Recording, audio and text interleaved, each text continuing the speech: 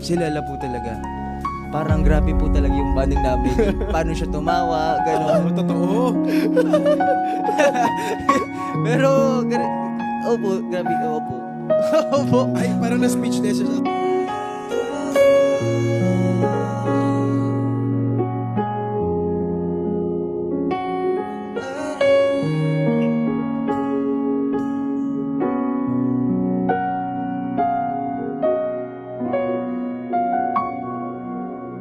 Hawakan mo ang kamay ko nang napakaigpit.